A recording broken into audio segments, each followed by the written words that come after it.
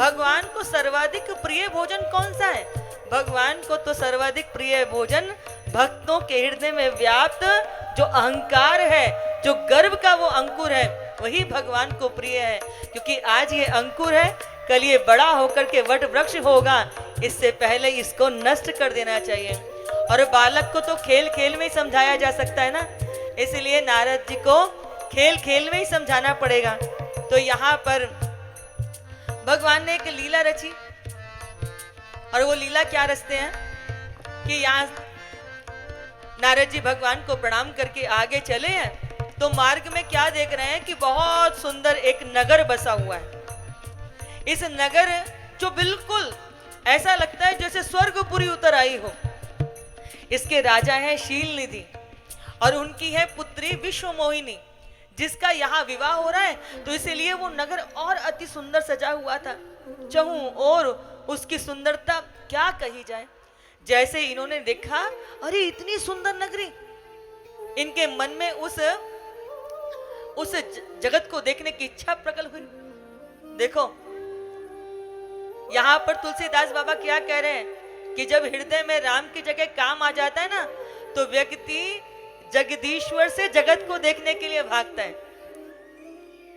और उस विश्व मोहिनी को देखने के लिए वहां विवाह हो रहा है, तो वहां चल दिए। जैसे साधु आए, तो साधु की आने की खबर मिली, तो राजा ने दौड़ करके आए, उनके चरणों का प्रक्षालन किया, सुंदर से आसन पर बिठाया, उनकी बड़ी आओ भगत करी, उनकी पूजा करी और कहा, महाराज लगता है भगवान की बड़ी कृपा हो गई, जो अकारण ही आप जैसे दिव्य संत हमें दर्शन देने के लिए आ गए। मेरी पुत्री विश्व मोहिनी का विवाह है, आप आ ही गए हैं, तो मेरी पुत्री को आशीर्वाद दे दीजिए। अब यहाँ पर विश्व मोहिनी को बुलाया, तो जैसे ही विश्व मोहिनी सम्मुख आई, तो नारद जी की दृष्टि विश्व मोहिनी पर ऐसी पड़ी कि उसके मुखमंडल को ही देखे जा रहे हैं। तो राजा शीलनिधि को कहना पड़ा, महाराज मुख को मत देखिए, आप मेरी पुत्री के हाथ को देखिए, उसके हाथ को देख करके जरा उसके भविष्य का वर्णन कीजिए। लेकिन नारद जी की दृष्टि कहाँ है? मुख पर है। देखो जरा, काम की मार कि मोहन से दृष्टि मोहिनी पर आ गई भगवान की। मोहिनी क्या है? ये तो माया है। अब जैसे ही मोहिनी पर आई, तो राजा शीलनिधि ने कहा कि जरा इनके हाथ की रेखा देखें। हाथ जैसे ही लिया विश्व मोहिनी का हाथ में, तो यहाँ पर माया का स्पर्श हुआ। काम तो भीतर था ही, अब इस कामनी को पाने की चाहत भी प्रकट हो गई। ये वेद का सूत्र है कि यदि आप चिंतन करोगे कामनाओं का, तो उसे पाने की आपके अंदर गहरी इच्छा प्रकट होगी।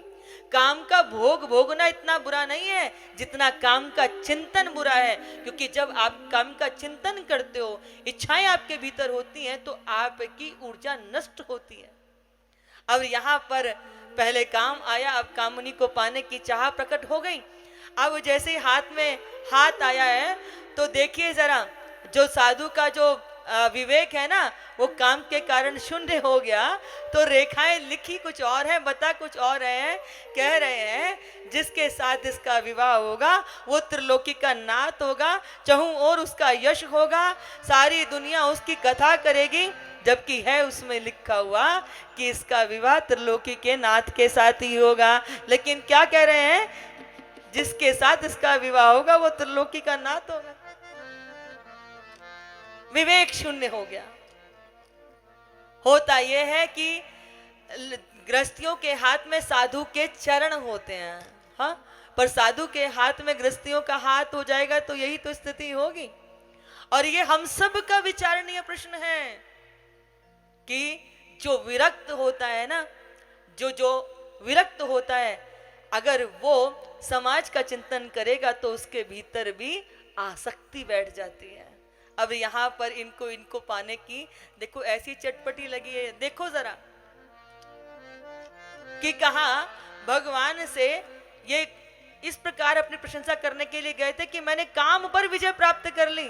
अब कामनी को पाने के लिए आकुल हो गए, व्याकुल हो गए, मन में सोचने लगे कि मैं किस प्रकार इसको प्राप्त कर लूं। जब तप कछ होई नहीं तेई काला, हे विधि मिले कवन विधि बाला। अब जब तक भजन नहीं होगा, अब तो मुझे किसी भी प्रकार से ये मिल जाए। तो वो उठ के जाने लगे। तो शीलनिधि राजा ने कहा, महाराज कहाँ जा रहे हो? थोड़ी देर के बाद तो विवाह ही है, आप वर वधु दोनों को आशीर्वाद दीजिए। तो ये भीतर ही भीतर सोच रहे हैं कि अब मैं इनको क्या आशीर्वाद दूं, अब तो मुझे स्वयं आशीर्वाद की आवश्यकता है। यहां से जल्दी जल्दी भागे कि बाकी तो सब कुछ ठीक है, बस अगर मुझे रूप भी प्राप्त हो जाए तो मैं भी इनको प्राप्त कर सकता हूं। पर रूप कहां से मिलेगा? तो इन्हें याद आया कि रूप तो मुझे जो है भगवान विष्णु ही दे सकते हैं। अब भगवान विष्णु तो क्षीर सागर में, अगर मैं वहां तक जाऊंगा तब तक तो इनकी जयमाल हो जाएगी। वहीं खड़े खड़े भगवान को पुकारने लगे हैं, श्रीमन नारायण भवतारायण, श्रीमन नारायण भवतारायण, श्रीमन नारायण भवतारायण, श्रीमन नारायण भवतारायण, श्रीमन नारायण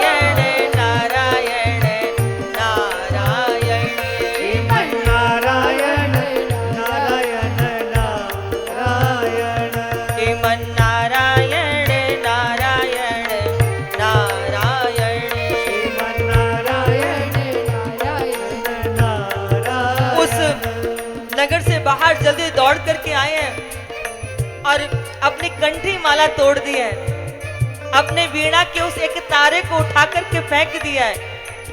बस पुकारने लगे, आर्तनाद से भगवान को पुकारा तो भगवान भी तो अपने भक्तों को उतारने के लिए धीर खड़े रहते हैं। एक ही क्षणार्ध में वहां प्रकट हो गए। प्रभु को सम्मुख देखा तो चरणों में साष्टांग प्रणाम किया। भगवान ने कहा, नारद क्या हुआ? नारद बोले, प्रभु आज मुझे आपकी कृपा की नितांत आवश्यकता है। भगवान ने कहा, ऐसा क्या हुआ? ऐसी क्या इच्छा है तुम्हारी? तो अब नारद जी कैसे कहें प्रभु से, लेकिन भीतर तो उस कामनी को पाने की इतनी चाहत है। तो यहां पर तुलसीदास बाबा ने भगवान की प्रेरणा से इतना सुंदर सूत्र निकलवाया है नारद के मुख से, जो हम सबके जीवन के लिए अद्भुत है। क्योंकि बालक तो कुछ भी मांगेगा, उसके पास हित अहित बुद्धि का भान नहीं होता, लेकिन भगवान को तो पता है ना कि मुझे अपनी संतान को क्या देना है क्या नहीं देना। तो यहाँ नारद जी के मुख से इतनी सुंदर बात निकली है, जेहि विधि होई नाथ हित मोरा, करहूं सो बेगी दास मैं तोरा। जेहि विधि नाथ होई हित मोरा, करहूं सो बेगी दास। हे विधि नाथ होए हित मोरा, करहूं सो बेगी दास में तोरा। जही विधि होई नाथ हित मोरा, करहूँ सो बेगी दास मैं तोरा। जय विधिनाथ हित मोरा, करहु सो बेगी दास में तोरा। हे प्रभु, मैं तो अज्ञानी हूँ, जानता ही नहीं मेरा हित किसमें है। आप तो वही कीजिएगा जिसमें मेरा हित हो। और बंधुओं, तुलसीदास जी की चौपाई ये इतना सुंदर हम सबके लिए मंत्र है कि अगर हम प्रत्येक दिन इसकी 108 बार इसी चौपाई का जप कर लेना तो हमारा मंगल ही मंगल है। हम जीवन में हमारा अहित होगा ही नहीं। इतनी सुंदर बात नारद के मुख से निकल गई। अब भगवान से कह रहे हैं कि प्रभु, कल मैं आपके पास आया था ना, तो लक्ष्मी जी को आपकी सेवा करते हुए देखा तो मेरे मन के अंदर भी जो विवाह करने का भाव आ गया, विश्व मोहिनी कैसे भी मुझे प्राप्त हो जाए। तो प्रभु मुस्कुराने लगे कि कल तो तुम आए थे कि काम को तुमने परास्त कर दिया और आज तुम कामने की चाहत करते हो। बोले प्रभु वो छोड़िए, आप तो किसी भी प्रकार मुझे ऐसा आशीर्वाद दे दीजिए कि किसी भी प्रकार मुझे विश्व मोहिनी प्राप्त हो जाए। तो मैं क्या करूं नारद? तो उन्होंने कहा प्रभु, आप मुझे अपना स्वरूप प्रदान कर दीजिए। आप मुझे अपना स्वरूप प्रदान कर देंगे तो वो विश्व मोहिनी निश्चित रूप से ही मेरे कंठ में जयमाल डाल देगी। हरिसन मांगो सुंदर ताई। भगवान ने कहा ठीक है, आशीर्वाद दे दिया। और भगवान ने यहां नारद को 3 रूप दिए हैं कि जब नारद स्वयं को देखेंगे तो उन्हें सुंदर दिखाई देगा, जब अन्य लोग देखेंगे तो उन्हें संत यानी कि ऋषि दिखाई देंगे, लेकिन जब विश्व मोहिनी देखेगी तो उन्हें मरकट का रूप दिखाई देगा। यहां मरकट का रूप दे दिया। अब इनको लगा कि भगवान ने मुझे सुंदर स्वरूप दे दिया, अब भगवान जैसा यानी कि विष्णु भगवान जैसा मेरा स्वरूप बन गया, अब तो वो विश्व मोहिनी किसी और के गले में माला डाल ही नहीं सकती। ये दौड़े दौड़े आए और जहां स्वयंवर के लिए पंक्तियां बनी हुई थी, उस पंक्तियों में सबसे पहली पंक्ति में आकर के पहले स्थान पर बैठ गए, ताकि जैसे ही विश्व मोहिनी जयमाला लेकर के आए उसको मुझे ढूंढना ना पड़े, उसकी दृष्टि मुझ पे अपने आप ही पड़ जाए और यहां से निकलने में भी आसानी होगी, क्योंकि जब वो मुझे जयमाल डाल देगी तो फिर सारे लोग बधाई देने के लिए आएंगे ना, इसलिए यहां से निकलने में भी सुगमता रहेगी। आकर के यहां बैठ गए। कैसा स्वरूप है इनका? मरकट जैसा। विश्व मोहिनी जैसे ही माला लेकर के आई, हाथ में जयमाल लेकर के आई, और ये उचक उचक करके देख रहे हैं कि विश्व मोहिनी को कष्ट ना करना पड़े, उसकी दृष्टि मुझ पे वैसी देखते ही पड़ जाए। जैसे ही विश्व मोहिनी वहां से होकर के निकली, पहली पंक्ति में पहले स्थान पर जब बंदर को बैठे हुए देखा, मरकट बदन भयंकर देही, देखत हृदय क्रोध भाते। उस बंदर मुख को देख करके इनके हृदय में क्रोध उत्पन्न हो गया। अरे जिस पहली पंक्ति में बंदर बैठे उसमें आगे भी ऐसे होंगे, इसलिए उन्होंने उस पंक्ति को ही त्याग कर आगे बढ़ गई। नारद जी को लगा इसने मुझे देखा नहीं, लगता है ये मुझे देखना भूल गई, तो वो अपने स्थान से खड़े हुए। और इधर एक और घटना घटित होती है कि नारद जी की स्थिति को देखने के लिए भगवान शंकर के 2 गण वहां पहुंचे हैं, वो आकर के बैठे हुए हैं। जब नारद जी आके बैठे थे ना तो बड़ी प्रशंसा करने लगे। अरे आप चिंता क्यों करते हो, आप तो इतने सुंदर हो, इतना सुंदर आपका रूप है, विश्व मोहिनी आपके अलावा किसी के गले में जयमाल ही नहीं डाल सकती। और ये फूल रहे हैं, प्रशंसा से फूल रहे हैं। जब काम के बाण से विदित होता है ना तो व्यक्ति को व्यंग भी समझ में नहीं आता। जब आगे बढ़ी और ये उचक उचक करके खड़े होकर के देखने लगे कि एक बार ये मुझे देख ले, तो वो दोनों गण कहते हैं महाराज चिंता मत करो, वो आप ही के गले में जयमाल डालेगी। लेकिन विश्व मोहिनी आगे बढ़ गई और आगे मध्य की पंक्ति में कौन बैठे हैं? स्वयं भगवान विष्णु राजकुमार का रूप लेके बैठे हैं। और यहां भगवान ने बड़ी सुंदर एक बात कही है। क्या कही है? बोले जहां स्वयं भगवान का भक्त बैठा हो जहां स्वयं संत बैठा हो वहां भला भगवान की माया कैसे जा सकती है? अरे जहां भगवान का भक्त बैठता है ना, वहां माया उस व्यक्ति के पास तो क्या, उसके साथ वाले व्यक्तियों के पास भी जाने की सामर्थ्य प्रकट नहीं कर सकती।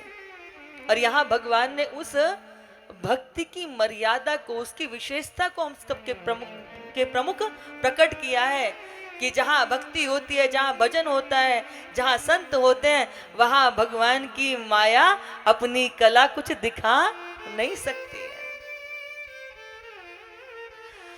विश्व मोहिनी आगे बढ़ी, जाकर के उन्होंने उन राजाओं के मध्य में बैठे भगवान विष्णु के ही गले में जयमाल डाल दी। दुल्हन ले गए लक्ष निवासा, नृप समाज सब भयउ निराशा। जैसे ही जयमाल डाली है, नारद जी ऐसे दुखी हो गए जैसे किसी व्यक्ति के हाथ से सर्वस्व लुट जाए। बड़े दुखी हो गए और जो गण थे वो उनका उपहास करने लगे। आहा देखो आए थे विवाह करने के लिए, अरे अपना मुख जाके दर्पण में देखा है? जो किसी के कष्ट पर हंसे, किसी का की उपेक्षा करे, उसका मजाक बनाए। नारद जी ने कहा तुम मेरी इस स्थिति पर हंसते हो, जाओ जाकर के राक्षस बन जाओ। और यही दोनों राक्षस एक कल्प में रावण और कुंभकर्ण बने हैं। नारद जी दुखी होकर के वहां से लौटे, बाहर जाकर के तालाब में हाथ मुंह धोने के लिए जैसे ही झुके, तैसे क्या देखते हैं, तालाब के जल में उन्होंने जैसे ही अपना मुख देखा तो उसमें क्या देखा कि उनका मुख बंदर जैसा है। बंदर जैसा मुख है। अब तो हृदय में इतना क्रोध प्रकट हो गया।